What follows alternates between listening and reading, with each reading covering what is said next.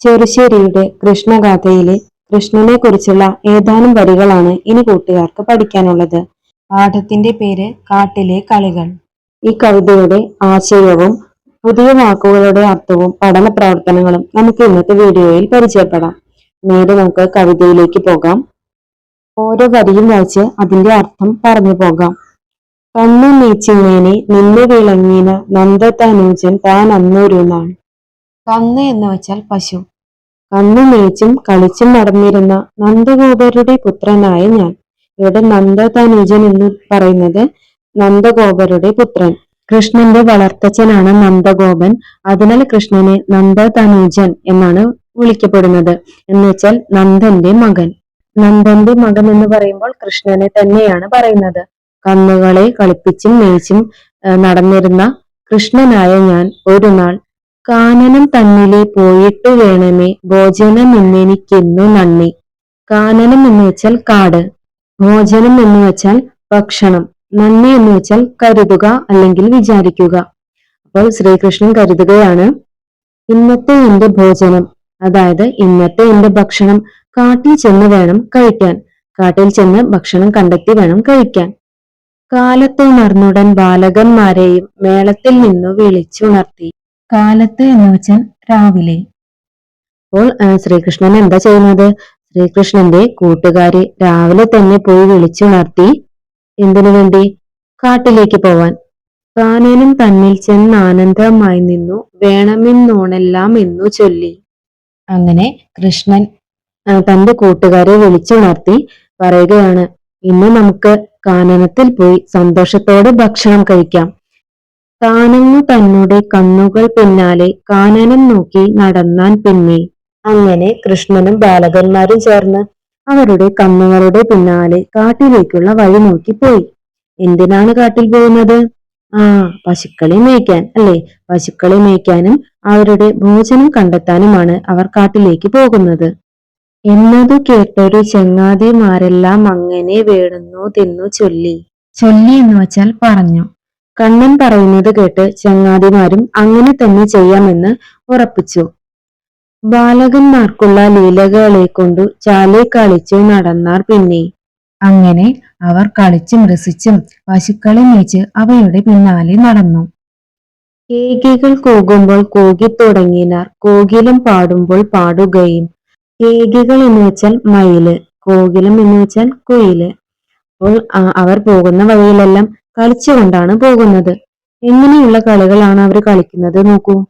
മയിലുകൾ കൂകുമ്പോൾ അവയുടെ കൂടെ കൂകിയും, കോകിലം എന്ന് വെച്ചാൽ കുയിൽ, കുയിൽ പാടുമ്പോൾ അവയുടെ കൂടെ പാടിയുമാണ് അവർ കളിച്ചു പോകുന്നത്. പക്ഷികൾ പാറുമ്പോൾ ചായ പിടിപ്പാനായാക്കമേ എല്ലാരും ഓടിയോടി. പിന്നെ അവരെങ്ങനെ കളിക്കുന്നത് നോക്കൂ. പക്ഷികൾ പാറുമ്പോൾ അവയുടെ നിഴൽ പിടിക്കാനായി അവയുടെ പിന്നാലെ ഓടുന്നു. അന്നങ്ങൾ പോലെ നടന്നതിന് പിന്നാലെ അന്നലി പോലെ കരഞ്ഞു പിന്നെ. പിന്നെ അവരെങ്ങനെ കളിക്കുന്നത്? അന്നങ്ങൾ എന്ന് വെച്ചാൽ അരയന്നം. അരയന്നങ്ങളുടെ പിന്നാലെ അവ നടക്കുന്നത് പോലെ നടന്നും അവ കരയുന്നത് പോലെ കരഞ്ഞും ബാലകന്മാർ കളിക്കുകയാണ്. തന്നിഴൽ തന്നോടും മാറ്റൊലി തന്നോടും നിന്നു കളിക്കുകയും പേശുകയും. തന്നിഴൽ എന്ന് വെച്ചാൽ സ്വന്തം നിഴൽ. സ്വന്തം നിഴലിനോട് ഉറക്കി സംസാരിച്ചും, ഇങ്ങനെ ഉറക്കി സംസാരിക്കുമ്പോൾ മറിച്ച് നമുക്ക് അവയുടെ പ്രതിധ്വനി കേൾക്കും അല്ലേ? അങ്ങനെ അവർ തന്റെ സ്വന്തം നിഴലിനോട് കളിച്ചും സംസാരിച്ചും നടക്കുകയാണ്. വാനരം പാഞ്ഞു മരങ്ങളിലേറുമ്പോൾ വാലി പിടിച്ചു വലിച്ചും പിന്നെ. കൃഷ്ണന്റെയും ബാലകന്മാരുടെയും കളികൾ തീരുന്നില്ല. പിന്നെ എന്താണ് അവർ കാണിക്കുന്നത്? വാനരം എന്ന് വെച്ചാൽ കുരങ്ങൻ. മരത്തിൽ കയറുന്ന കുരങ്ങന്മാരുടെ പിന്നാലെ പോയി അവയുടെ വാലുകൾ പിടിച്ചു വലിക്കുകയും ചെയ്യുന്നു. ഇതൊക്കെയാണ് കണ്ണന്റെയും കൂട്ടുകാരുടെയും ലീലാവിലാസങ്ങൾ. പുണ്യങ്ങൾ ചെയ്തുള്ള പൈതങ്ങൾ ഇങ്ങനെ കണ്ണനുമായി കളിക്കും നേരം. പൈതങ്ങൾ എന്ന് വെച്ചാൽ കുട്ടികൾ. പുണ്യങ്ങൾ ചെയ്ത പൈതങ്ങൾ എന്ന് വയ്ക്കുമ്പോൾ കണ്ണന്റെ കൂടെ കളിക്കുന്ന കുട്ടികളെയാണ് പറയുന്നത്. അതായത് കണ്ണന്റെ കൂടെ കളിക്കുന്ന കുട്ടികൾ എല്ലാവരും എന്താണ്? പുണ്യം ചെയ്തവരാണ്. അങ്ങനെ കണ്ണനുമൊത്ത് കളിക്കുന്ന സമയത്ത് കംസന്റെ ചെല്ലാലെ വന്നൊരു ദാനവൻ ഹംസങ്ങൾ ചാരത്തു കാകൻ പോലെ. ദാനവൻ എന്ന് വെച്ചാൽ അസുരൻ, ഹംസം എന്ന് വെച്ചാൽ അരയന്നം. കാകൻ എന്ന് വെച്ചാൽ കാക്ക. കൃഷ്ണനും ബാലകന്മാരും കളിക്കുന്ന നേരത്താണ് അവിടേക്ക് കംസന്റെ വാക്കുകേട്ട് ഒരു അസുരൻ വരുന്നത്. ഒരു അരയന്നത്തിന്റെ അടുത്ത് കാക്കകൾ വന്നു നിൽക്കുന്നത് പോലെയായിരുന്നു കൃഷ്ണന്റെ അടുത്ത് ആ അസുരൻ വന്നു നിന്നത്. ചെറുശ്ശേരിയുടെ കൃഷ്ണഗാഥയിലെ ഏതാനും വരികളാണ് ഇത്. ഇനി ഇതിൽ തന്നിരിക്കുന്ന ഒരു പ്രവർത്തനം ഒന്നിച്ചു ചൊല്ലാം, കേൾക്കാം, രസിക്കാം. കാട്ടിലെ കളികൾ എന്ന കവിത ചെറു ഗ്രൂപ്പുകളായി തിരിഞ്ഞ് ചൊല്ലി നോക്കൂ. സമാനമായ ഒരു കവിതാ ഭാഗം താഴെ കൊടുത്തിട്ടുണ്ട്. രണ്ടും ഒരേ ഈണത്തിൽ ചൊല്ലാൻ കഴിയുന്നുണ്ടോ? ഇവിടെ ONVയുടെ ഒരു കവിതയാണ് തന്നിരിക്കുന്നത്. ഈ കവിതയും കാട്ടിലെ കളികൾ എന്ന കവിതയും കൂട്ടുകാർക്ക് ഒരേ ഈണത്തിൽ ചൊല്ലാൻ കഴിയുന്നുണ്ടോ എന്ന് നോക്കണം. കൃഷ്ണഗാഥയിലെ വരികൾക്ക് താരാട്ടുപാട്ടിന്റെ ഈണമാണ്. ആ ഈണത്തിൽ തന്നെ ഈ കവിതയും ചൊല്ലാം. ആദ്യത്തെ 4 വരി ഞാൻ ചൊല്ലിക്കേൾപ്പിക്കാം. മുറ്റത്തോല തുമ്പോളിൻ മുന്നിലായൊരു പക്ഷീതൻ തൂവൽ പറന്നു വീണു, കാറ്റിന്നാലകളിലാലോലമാടിയ കാണാക്കിളിതൻ കിളന്നു തൂവൽ. ഈ ഈണത്തിൽ നമുക്ക് കാട്ടിലെ കളികൾ എന്ന കവിതയും ഈ കവിതയും ചൊല്ലാവുന്നതാണ്. ഇതേ ഇനത്തിലുള്ള കവിതാ ഭാഗങ്ങൾ ക്ലാസ് ലൈബ്രറിയിൽ നിന്നും കണ്ടെത്തി നോട്ട് ബുക്കിൽ എഴുതൂ. ഇത് കൂട്ടുകാർ കണ്ടെത്തി എഴുതാൻ മറക്കരുതേ. അടുത്ത ചോദ്യം, പദങ്ങൾ അന്വേഷിച്ച്. കാട്ടിലെ കളികൾ എന്ന കവിതയിൽ നിങ്ങൾക്കറിയാത്ത പദങ്ങൾ ഏതെല്ലാമാണ്? അവയിൽ നമ്മൾ സാധാരണ ഉപയോഗിക്കാത്ത പദങ്ങളുണ്ടാകും. അത്തരം പദങ്ങൾ കണ്ടെത്തൂ. നിഘണ്ടു ഉപയോഗിച്ച് അവയുടെ അർത്ഥം കണ്ടെത്തി എഴുതുമല്ലോ. ഈ ഒരു കവിതയിൽ കൂട്ടുകാർക്ക് മനസ്സിലാകാത്ത പദങ്ങൾ ഉണ്ടായിരിക്കും അല്ലേ? നിങ്ങൾ ആദ്യമായി കേൾക്കുന്ന വാക്കുകൾ ഉണ്ടായിരിക്കും. അവയുടെ അർത്ഥങ്ങൾ നമുക്കൊന്ന് നോക്കാം. കന്ന്. കന്ന് എന്ന് വെച്ചാൽ പശുക്കുട്ടി. കാനനം, കാട്. ഭോജനം, ഭക്ഷണം. നന്ദി, വിചാരിച്ചു അല്ലെങ്കിൽ കരുതി. ചാല്, നന്നായി. ബാലകന്മാർ, കുട്ടികൾ. ലീലകൾ, കളികൾ. കേകി, മയിൽ. കോകിലം, കുയിൽ. ഛായ, നിഴൽ. അന്നങ്ങൾ, അരയന്നങ്ങൾ. മാറ്റൊലി, മുഴക്കം. പേശുക, പറയുക. വാനരൻ, കുരങ്ങൻ. പൈതങ്ങൾ, കുട്ടികൾ. ദാനവൻ, അസുരൻ. ഹംസം, അരയന്നം. കാകൻ, കാക്ക. താരതമ്യം ചെയ്യാം. കാട്ടിൽ പോയ കണ്ണനും കൂട്ടുകാരും അവിടെ ഏതെല്ലാം കളികളിലാണ് ഏർപ്പെട്ടത്? നിങ്ങൾ കളിക്കുന്ന കളികളുമായുള്ള സാമ്യ വ്യത്യാസങ്ങൾ ചർച്ച ചെയ്യൂ. താരതമ്യം ചെയ്ത് കുറിപ്പ് തയ്യാറാക്കൂ. ഇവിടെ ചെയ്യേണ്ടത്, ഈ ഒരു കവിതയിൽ കണ്ണനും കൂട്ടുകാരും കളിച്ച കളികൾ എന്തൊക്കെയാണ് എന്ന് എഴുതുകയും അതോടൊപ്പം തന്നെ നിങ്ങൾ കളിക്കുന്ന കളികളുമായി കണ്ണനും കൂട്ടുകാരും കളിച്ച കളികൾക്ക് എന്തെല്ലാം വ്യത്യാസമാണ് ഉള്ളത് എന്നും എഴുതണം. അതെങ്ങനെ എഴുതാമെന്ന് നോക്കാം. കണ്ണനും കൂട്ടുകാരും കാട്ടിൽ പോയി കളിക്കുന്ന കളികളെല്ലാം വളരെ രസം പകരുന്നതും കൗതുകം നിറഞ്ഞതുമാണ്.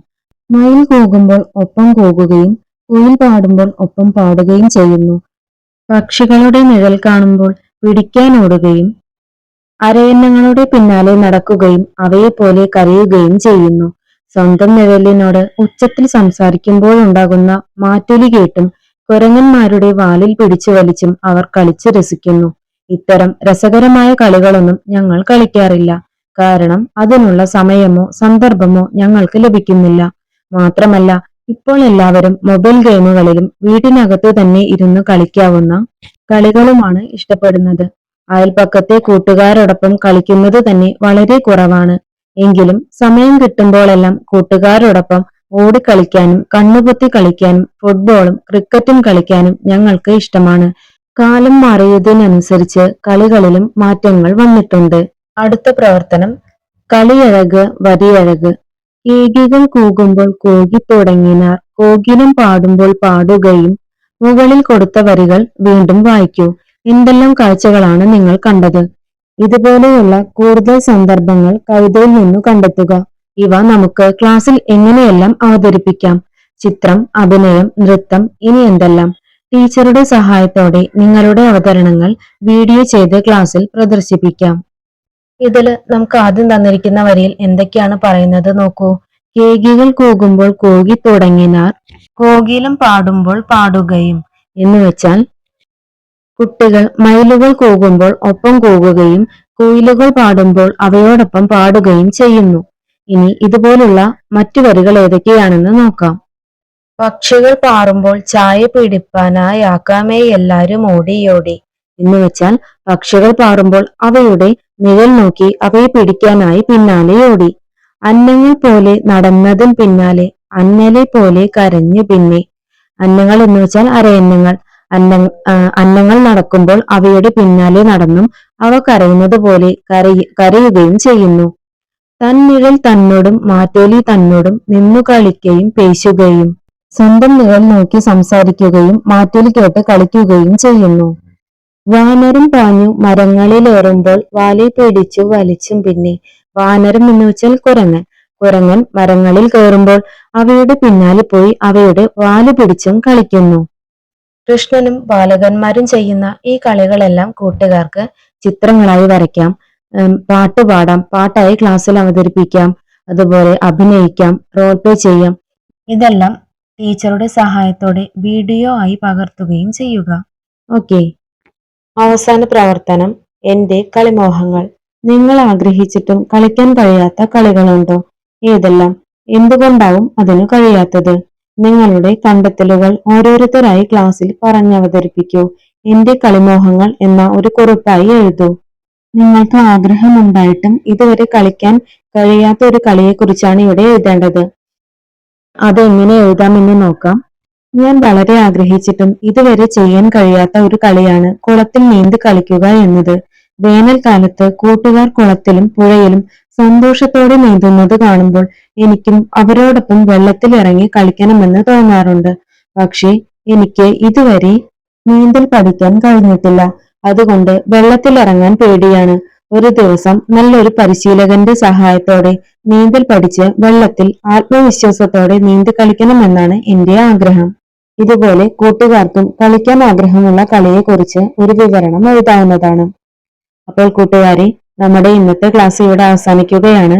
ഈ ഒരു വീഡിയോ കൂട്ടുകാർക്ക് യൂസ്ഫുൾ ആയി എന്ന് തോന്നുകയാണെങ്കിൽ ഡോൺ ബഡ്സ് എന്ന ചാനൽ സബ്സ്ക്രൈബ് ചെയ്യാനും ലൈക്ക് ചെയ്യാനും മാക്സിമം കൂട്ടുകാരിലേക്ക് ഷെയർ ചെയ്ത് സപ്പോർട്ട് ചെയ്യാനും മറക്കരുതേ. വീണ്ടും നമുക്ക് അടുത്ത വീഡിയോയിൽ കാണാം. താങ്ക്